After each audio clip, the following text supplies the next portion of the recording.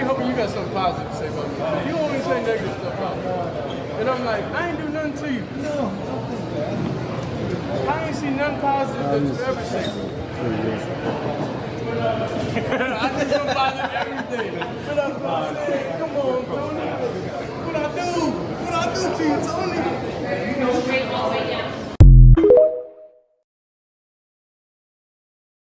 I'm gonna be honest. I wasn't nervous, so I didn't really have too much adrenaline. It was just getting comfortable. That's all it is.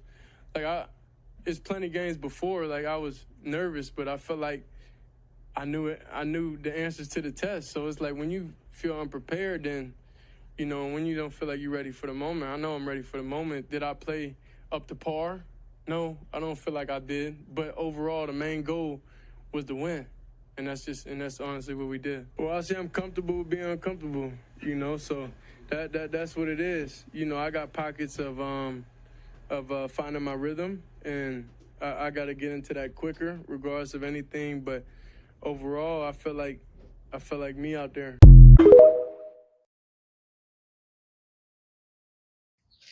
All right, man, make sure my mic on. Shedeur Sanders, man, I meant to get to this the other day. A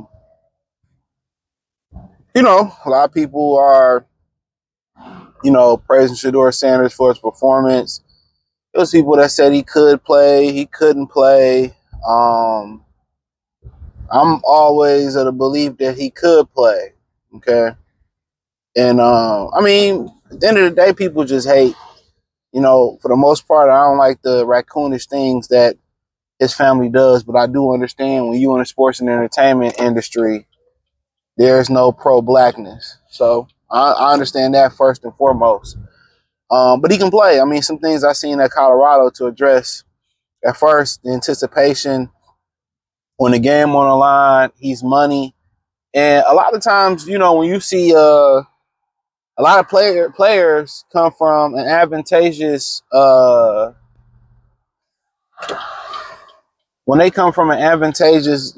situation where, I remember because Brady Quinn made a comment, I did a video about that. And when he was at Notre Dame, he had a plethora of weapons. I think he had Michael Floyd, Golden Tate. I can't remember who was at running back, but they was like two of the best receivers in the country.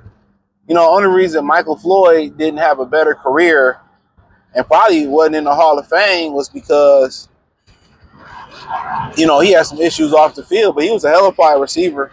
Him and Golden Tate was a problem at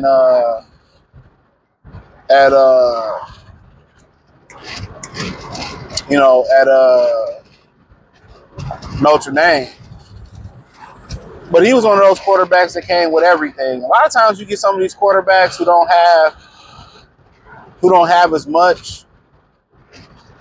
Like Shedeur didn't have a blocking, but he found a way to get the job done. Didn't have the best receivers. Travis Hunter was cool. Jimmy Horn was cool.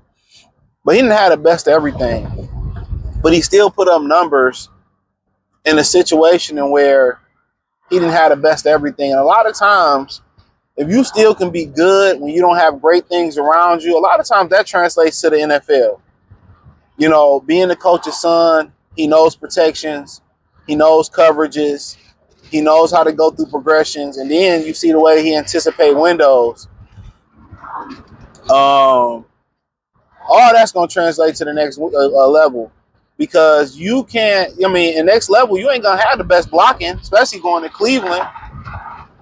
So you got to understand, the next thing for him and Cam Ward is, and they both had the same problem, they look downfield, but sometimes it's best just to check it down. Take what the defense giving you. And that'll be the next maturation process for them. And that's what Brady was so good at, checking it down, getting the ball. But anticipating windows, you have to in the NFL, because if you're waiting for the window to come open or be perfect, you're going to be ass out. So, but yeah, he didn't come from a situation where he had a lot around him. But the performance in it wasn't surprising. It's preseason. It's a lot of bland defenses. He has a lot of bland defenses. But then again, he had limited reps. And he was with his limited reps in practice, he was doing what he did in practice. The balls were, the accuracy was there in college. You know what I'm saying? A little bit of athleticism that he didn't do much in college. You've seen that. The catchable ball. So, I mean, it shouldn't surprise anybody. It shouldn't surprise them. It shouldn't surprise you. But it was a good performance, Accuracy is always going to translate. Anticipating windows is always going to translate, so. But, then they came out and said that he may not be a first, he may not, get first string reps, or still up in the air whether or not that, he going to get first string reps.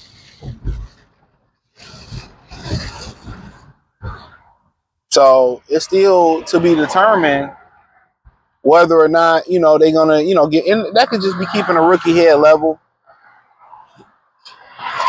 You have so many, Shedeur Sanders jerseys in the crowd in Carolina. And the black community is galvanized, and I'm going to speak on this, and they're rooting for Shedeur Sanders. But Cleveland then pretty much stumbled on a TV gold mine. But also, if they don't start Shedeur Sanders, Joe Flacco, Kenny Pickett, whoever they're going to hear about it. And for the most part, they still may trade them. They still may trade them. They still may trade them. They still may trade him. They still may put him on the practice squad, because him being the backup quarterback, and I think Joe Flacco can handle it.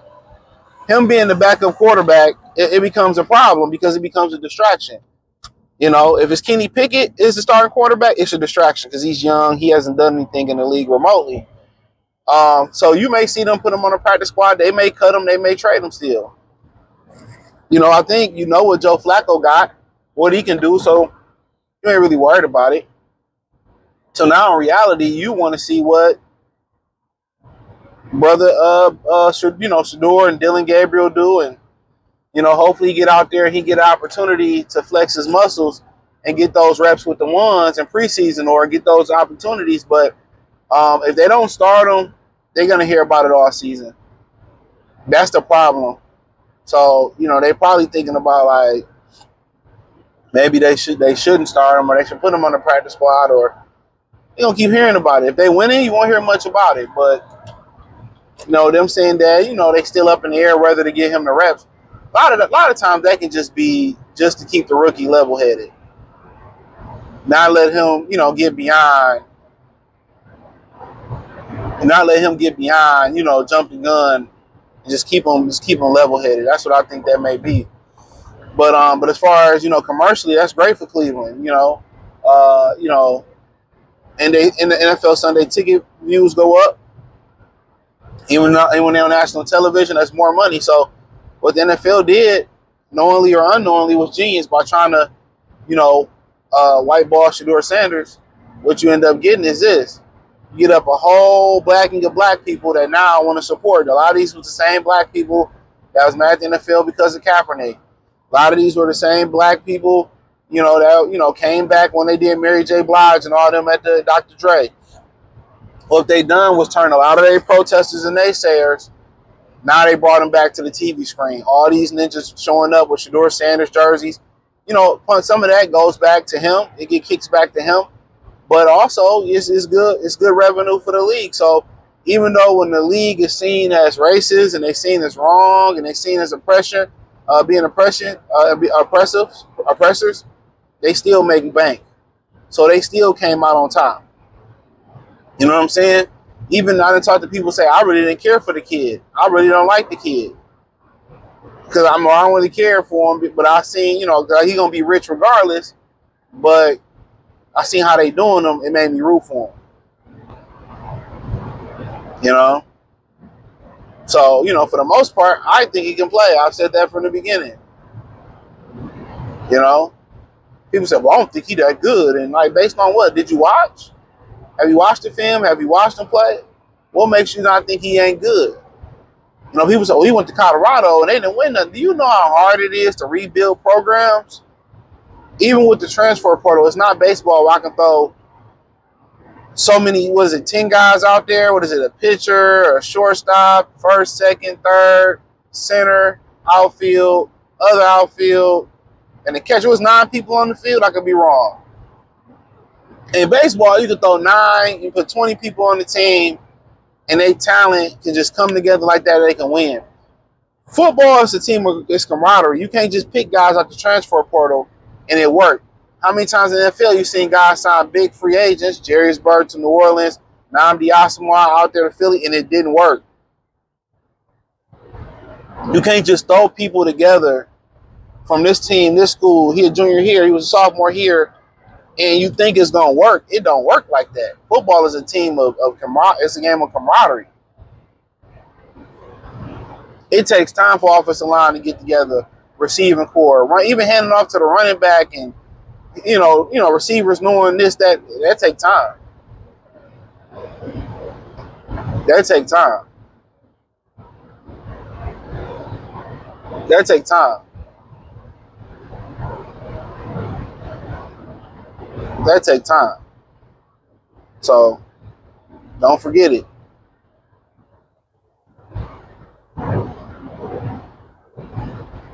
Don't forget it. But yeah, man. But other than that, man, I wish him nothing but the best. But we'll see what happens. But hey, thumbs up the video, share the video, subscribe to the channel. The subscribe button is the bell icon button. Hit all our notifications. Increase your chance to get notifications. We will live and drop video. Hit the link in the description. You can follow me on X, Instagram, Spotify, Anchor, Cash App, Venmo, PayPal, Amazon, Kick, Twitch, the whole 9. Appreciate the love and support. Let me know what you girls and guys think in the comment section. Peace.